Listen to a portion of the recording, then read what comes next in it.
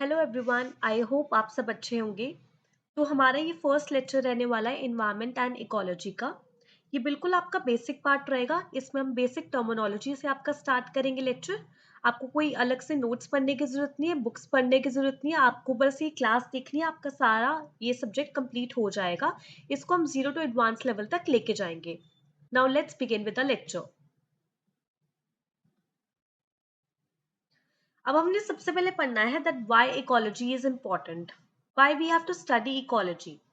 सी, एक तरफ हमने करनी है एनवायरनमेंट को हमने सेव करना है और एक तरफ हमने डेवलपमेंट करनी है। सो अगर हम डेवलपमेंट करते हैं तो we have to compromise with the environment, और सिर्फ अगर हम एनवायरनमेंट पर ध्यान देते हैं तो हम डेवलपमेंट नहीं कर पाते। तो इन दोनों के बीच में हमें एक बैलेंस बना के रखना है, बिकॉज इन दोनों के बीच में एक ट्रेड ऑफ चल रहा है, दोनों को कॉम्प्रोमाइज हम नहीं कर सकते हैं। जब भी आप आईएएस ऑफिसर बनते हैं या कोई ब्यूरोक्रेट बनते हैं, तो उनका काम होता है पॉलिसी फॉर्मुलेशन का। पॉलिसी फॉर्मुलेशन के लिए आपको दोनों के बीच में बैलेंस बना के रखना पड़ेगा। To create a balance between environment and development, हमें ये इकोलॉजी पढ़ना बहुत ही ज़्यादा इंपॉर्टेंट है हमारे लिए। और सबसे ज़्यादा इंपॉर्टेंट ये बात है दैट इट इज़ आज इन यूपीएससी। यूपीएससी में पूछा जाता है एनवायरनमेंट एंड इकोलॉजी में से बहुत सारे सवाल, और आने वाले ईयर्स में, आने वाले साल में बहुत ज़्यादा सवाल इस पे इंक्रीज होने वाले हैं, बिकॉज एनवायरनमेंट को हमें बहुत ज़्यादा सेव करने की ज़रूरत है। इसलिए ये सब्जेक्ट पढ़ना हमारे लिए बहुत ज़्यादा इंपॉर्टेंट हो जाता है। जैसे कि मैंने इंट्रोडक्शन लेक्चर में कहा था कि हम हर टॉपिक से पहले प्रीवियस ये क्वेश्चन पूछे गए हैं यूपीएससी सिविल सर्विसेज के एग्जामिनेशन में, उनको हम एक बार देखेंगे ताकि हमें एक आइडिया मिल जाए कि कैसे क्वेश्चंस पूछे जाते हैं, ताकि हम उस तरीके की स्टडी कर पाए आगे, या उस तरीके से फोकस कर पाओ उन टॉपिक्स पर। 2011 के क्वेश्चन पेपर में पूछा गया है, in the context of ecosystem productivity, marine upwelling zones are important as they increase the marine productivity by bringing the decomposer microorganisms to the surface, nutrients to the surface, and bottom dwelling organisms to the surface. So which of the statements given above is or are correct? So इसका answer है two only, nutrients to the surface.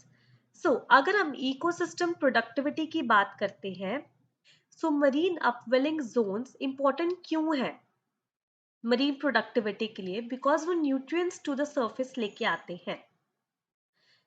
अगर हम इस picture में देखें, what is upwelling, first of all हमें ये पता होना चाहिए कि अपवेलिंग का मतलब क्या होता है। अपवेलिंग एक ओशनोग्राफिक फिनोमिना है। It is a oceanographic phenomena that involves wind-driven motion of dense, cooler, and usually nutrient-rich water towards the ocean surface, replacing the warmer, usually nutrient-depleted surface water. Upwelling का मतलब होता है, अगर आप simple terms में देखें, upwelling एक oceanographic phenomena है जिसके अंदर विंड की मदद से जो वार्मर वाटर है, जो हमारे अपर सरफेस पे वार्मर वाटर होता है, that is replaced by the colder water, that is replaced by the nutrient rich water that is cooler. Okay, अगर हम इस डायग्राम में भी देखें तो जो हमारा वार्मर वाटर है, अपर सरफेस में जो वार्मर वाटर है, that is replaced by the nutrient rich water जो कि हमारे बॉटम सरफेस पे है। ये क्वेश्चन हमारा पूछा गया है इकोसिस्टम प्रोडक्टिविटी के related. Now the next question जो हमारा 2013 में क्वेश्चन पूछा गया है, ये पूछा गया है फूड चेन सिस्टम्स के पर।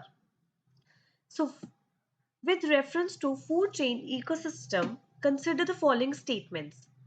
A food chain illustrates the order in which a chain of organisms feed upon each other. Food chains are found within the populations of the species. A food chain illustrates the numbers of each organism which are eaten by others. Which of the statements given is or are correct? इसका answer है number 1. A food chain illustrates the order in which a chain of organisms feed upon each other. What is food chain? अगर हम diagram को देखें तो first is primary consumer, फिर secondary consumer आता है, फिर टर्शियरी कंज्यूमर, फिर final consumer and then decomposers. Start होती है ये प्रोड्यूसर्स से। प्रोड्यूसर्स में नॉर्मली आपके ग्रीन प्लांट्स आते हैं। फूड चेन का मतलब है ट्रांसफर ऑफ एनर्जी। जैसे कि ग्रीन प्लांट से एनर्जी आपके जा रही है प्राइमरी कंज्यूमर में, प्राइमरी कंज्यूमर से एनर्जी जा रही है सेकेंडरी कंज्यूमर में, and so on. Now let's see the next question. ये भी हमारा 2013 में पूछा गया है question. Which of the following is a correct sequence of the ecosystems in order of decreasing productivity? So इसका आंसर है सी. सबसे ज्यादा प्रोडक्टिविटी होती है मैंग्रोव्स में, then grasslands, then lakes and then oceans. The next question is 2015 के question paper में पूछा गया है ये वाला. Which of the following is the best description of the term ecosystem? So आप देख सकते हैं इकोलॉजी या इकोसिस्टम एनवायरनमेंट से हमारे कितने ज्यादा क्वेश्चंस पूछे जा चुके हैं प्रीवियस ईयर क्वेश्चंस में. सो इसका आंसर है सी. एंड ये बिल्कुल ही इकोसिस्टम की डेफिनेशन पूछी गई है. सो आपको हर एक टर्म पता होनी चाहिए, बिकॉज कई बार यूपीएससी सिविल सर्विसेज में बेसिक क्वेश्चंस भी पूछे जाते हैं and you can't lose that part. So आपको बेसिक टर्म्स या उनकी डेफिनेशंस भी पता होनी चाहिए. सो what is ecosystem? A community of organisms together with the environment in which they live. So एक community of organisms जहाँ एक environment में जहाँ वो रहते हैं उसको हम ecosystem बोलते हैं. Now let's see some factual information. अब हम start करते हैं हमारे basic terminology के साथ. The term ecology was coined by Ernest Haeckel in the year 1866. So Ernest Haeckel के द्वारा the term ecology दी गई है. फादर ऑफ इकोलॉजी बोला जाता है अलेक्जेंडर वन हम्बलपोल्ट को. And father of modern ecology है Eugene Paul Odum. Father of Indian ecology बोला जाता है रामदेव मिश्रा को. सो मेन आपके लिए है इंडियन इकोलॉजी के father Ramdev Mishra. And the term ecology कौन से ईयर में दी गई थी? 1866. एंड अर्नेस्ट हैकेल के द्वारा दी गई थी. सो ये क्वेश्चंस नॉर्मली यूपीएससी नहीं पूछता है, बट जो दूसरे स्टेट कॉम्पिटिटिव एग्जाम्स होते हैं उनमें जरूर ये क्वेश्चंस पूछे जाते हैं. अगर आप बैंकिंग में भी जाएं या अगर आप दूसरे स्टेट सिविल सर्विसेज में जाएं तो उनमें ये क्वेश्चंस पूछ सकते हैं. So you don't have to skip these questions. So what is ecology? Ecology is a branch of biology that deals with the interrelationship with organism and interaction between organism and the environment. So इसका मतलब है organism और organism में क्या interrelationship है and organisms का उसके environment के साथ क्या relationship है. मेरा और आपका क्या रिलेशनशिप है, हमारा इस एनवायरनमेंट के साथ क्या रिलेशनशिप है, इसको हम इकोलॉजी बोलते हैं. It is a branch of biology.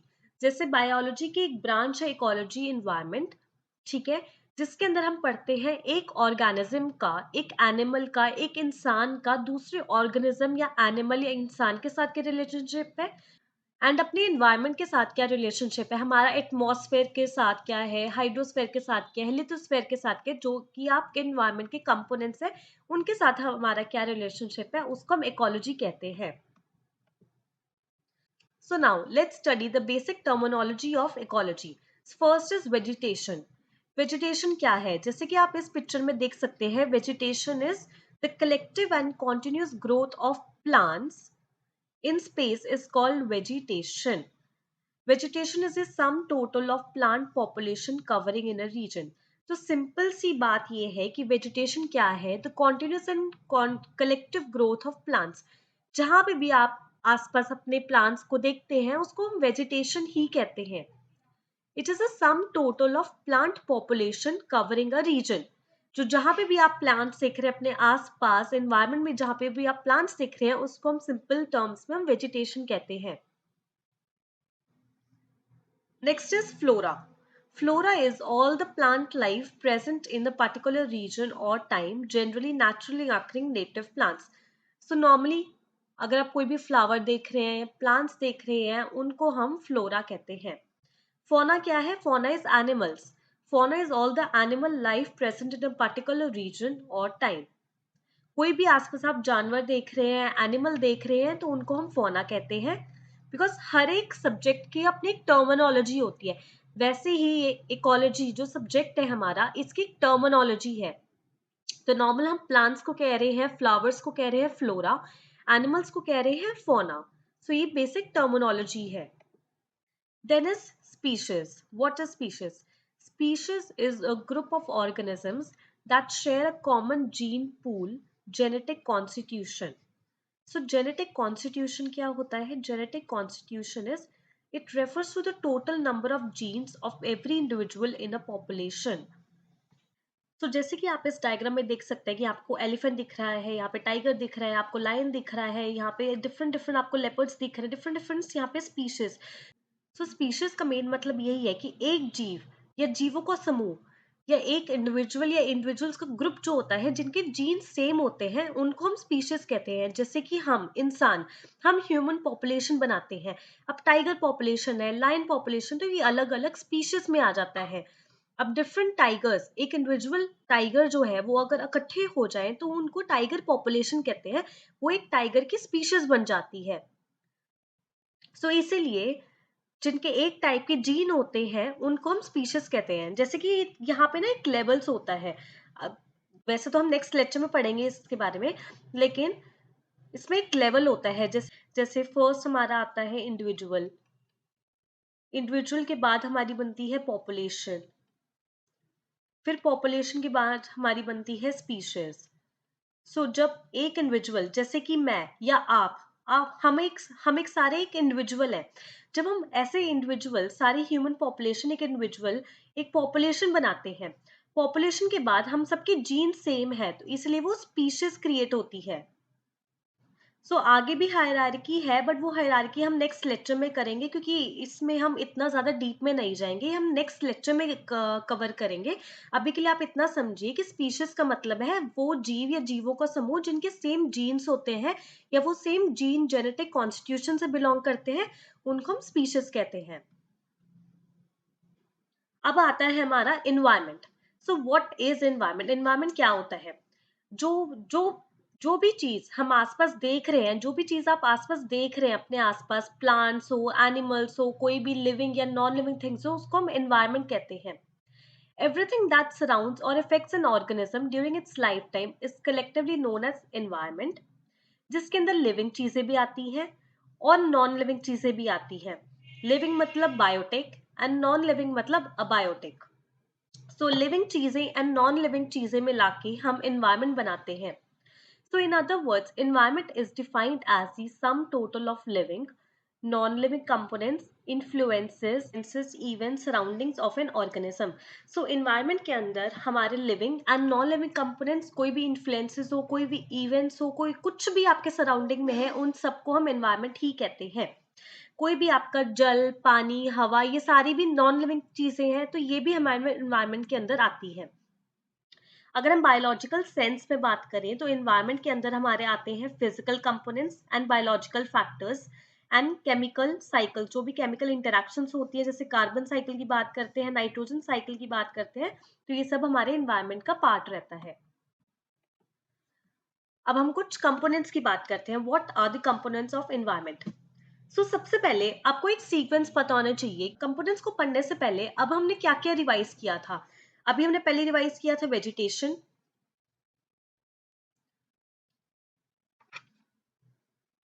फिर हमने रिवाइज किया था फ्लोरा, फिर फौना, फिर स्पीशीज,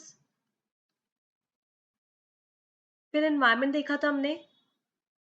अब हम पढ़ने वाले हैं एनवायरनमेंट के कंपोनेंट्स. तो एनवायरनमेंट के दो कंपोनेंट्स हैं मेनली, एक है अबायोटिक, एक है बायोटिक. अबायोटिक होते हैं आपके नॉन लिविंग कंपोनेंट्स, बायोटिक होते हैं आपके living components. So energy abiotic component है. रेडिएशन, जो कि सन से हमें एनर्जी मिलती है, रेडिएशन मिलती है, that is also non living. Temperature, heat flow की बात करें, that is also non living. Water, जल, पानी, fire is non living. Fire से याद आता है हम सबके अंदर एक फायर होनी चाहिए. अब हम जैसे यूपीएससी की प्रिपरेशन कर रहे हैं, कोई भी स्टेट गवर्नमेंट या आप सरकारी नौकरी की तैयारी कर रहे हैं, आपके अंदर एक फायर होनी चाहिए. जब तक आपके अंदर एक फायर नहीं है आप इस एग्जाम की तैयारी नहीं कर पाएंगे. आपके अंदर एक जुनून होना चाहिए पढ़ने का. तो आप सबने अपने अंदर एक फायर लेके आनी है, अपने जुनून लेके आना है कि मेरे को ये सिविल सर्विसेज का क्रैक करना ही है एग्जाम, किसी भी हालत में मुझे ये क्लियर करना है एग्जाम. जो भी आपकी मोटिवेशन है उस चीज को याद रखिए. जब भी आप डाउन फील करते हैं, लो फील करते हैं, तो उस चीज को याद रखिए, अपनी मोटिवेशन लेके आई कि मैंने एक जर्नी स्टार्ट क्यों की थी, व्हाट वाज द रीजन, मैं इस जर्नी में आया ही क्यों। वो फायर लेके आइए अपने अंदर। फिर ग्रेविटी भी आपका बायोटिक कंपोनेंट है, सॉइल टोपोग्राफी भी आपका बायोटिक कंपोनेंट्स है। बायोटिक कंपोनेंट्स में आता है आपका non green plants, plants, decomposers, parasites, symbionts, animals and man. तो ये सारे आपके बायोटिक कंपोनेंट्स होते हैं। Next is habitat. So habitat क्या है? जैसे कि आप इस डायग्राम में देख सकते हैं, आपको क्लियरली आपको एक हैबिटेट दिख रहा होगा। जैसे कैमल्स का हैबिटेट है डेजर्ट, आप साइबेरियन हस्की की बात करें या कोई भी एनिमल की बात करें, ये तो है नहीं कि हम कैमल को हम ठंडी जगह पे रख दे या पोलर बियर को हम जाके गर्मियों वाले जगह पे रख दे, ऐसा नहीं होता। हर एक एनिमल या हर एक इंसान का, हर एक जीव का अपना एक हैबिटेट होता है। सो हैबिटेट का मतलब है एक physical environment in which an organism lives. जहाँ पे वो इंसान, जहाँ पे वो जीव रहता है, उसको हम हैबिटेट कहते हैं। It provides an organism with everything like food, water, etc. जो भी हमें अपने रहने के लिए चीजें चाहिए होती है, खाना पीना, environment, कुछ भी हमारे जीने के लिए, सर्वाइवल के लिए इम्पोर्टेंट है, जहाँ पे हमें वो मिलता है, उसको हम हैबिटेट कहते हैं। Many habitat make up the environment.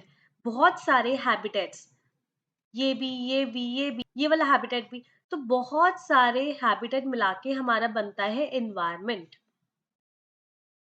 सो आप कह सकते हैं habitat is small and environment is bigger. So let's see the difference between habitat and environment. ये टॉपिक कवर करने से पहले मैं आपको बताना चाहूंगी, इस स्लाइड से या इस टॉपिक से जो भी डिफरेंस रहता है आपका हैबिटेट एंड एनवायरमेंट से, इससे आपके बहुत ज्यादा क्वेश्चंस आते हैं एग्जामिनर्स में। तो इन पॉइंट्स को आप ध्यान से पढ़िए और इन ध्यान से आप इनको केयरफुली कवर करिए। फर्स्ट पॉइंट इज habitat क्या है? Habitat always has life in it, whereas environment does not have necessary of life in it. So एक आप habitat देखेंगे ना, habitat में हमेशा life होती है, हमेशा वहाँ पे living organisms होते हैं। बट environment में तो हमारा सब कुछ आ जाता है ना, environment में तो हमारा नॉन लिविंग थिंग्स भी आ जाती है, अबायोटिक कंपोनेंट्स भी आ जाते हैं, जैसे कि एनर्जी, पानी, हवा, रेडिएशंस, कुछ भी आ जाता है environment में। तो जरूरी नहीं है कि इन्वायरमेंट में लाइफ हो, बट हैबिटेट में ऑलवेज लाइफ होती है। All habitats are environments, but all environments are not habitat.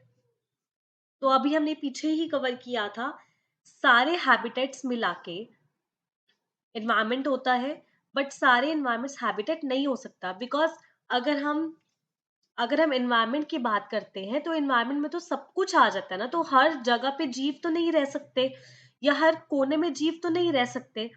So environment don't have habitats, but all habitats have environment. Third is a habitat is always a preference of one species. So इसका मतलब है, जैसे कि हम individual species है, जैसे कि मैं हूँ, आप है, हम जीव है, या टाइगर की बात करें, लायन की बात करें, या किसी स्नेक की बात करें, फ्रॉग की बात करें, तो हैबिटेट उनका एक अपना हैबिटेट होता है। तो हर स्पीशीज का प्रेफरेंस होता है अपना हैबिटेट। फिर है environment. Environment could be of preference of many species that could eventually become many habitat. So, एक जीव वो कहाँ पर रहता है? एक जीव एक जगह अपनी बना लेता है, एक एनवायरनमेंट में अपनी जगह बनाता है, जिसको वो हैबिटेट का नाम देते हैं, जहाँ पे उसको अपने सर्वाइवल के लिए खाना पीना सब कुछ जो भी उसके सर्वाइवल के लिए इंपॉर्टेंट है, वो चीजें उसको मिलती हैं, तो उसको हम हैबिटेट कहते हैं। Usually, the environment governs the properties of a habitat, but not vice versa. इसका मतलब ये है कि environment जो है वो govern करता है properties of a habitat, but habitat कभी भी अपनी properties को थोप नहीं सकता है environment पर, या habitat से environment की properties नहीं बन सकती हैं, but environment habitat को create करता है। हैबिटेट से ही हमारा एनवायरनमेंट से ही हमारा हैबिटेट क्रिएट होता है। So environment is a bigger thing and habitat is a smaller thing. ये आपका हैबिटेट है and this is your environment. तो इसके बाद हमारा टाइप ऑफ हैबिटेट है, बट ये टॉपिक हम नेक्स्ट लेक्चर में कवर करेंगे। अभी तक आप याद रखिए कि हमने क्या क्या कवर किया था।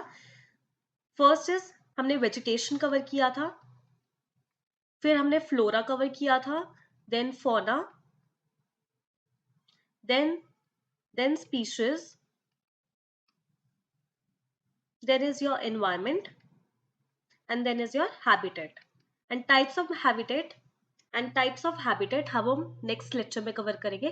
सो ये बार बार आपको इसलिए रिवाइज करवा रही हूँ ये सीक्वेंस, बिकॉज हर सब्जेक्ट का आपको एक सीक्वेंस पता होना चाहिए कि क्या क्या चीजें आपने कवर करी है, बिकॉज आपको अलग से टाइम नहीं देना पड़ेगा, आपको कोई भी चीज याद नहीं रखनी पड़ेगी। जब मैं बार बार आपको रिवाइज करवाती रहूंगी, आपको खुद ब खुद ही याद रह जाएंगी चीजें।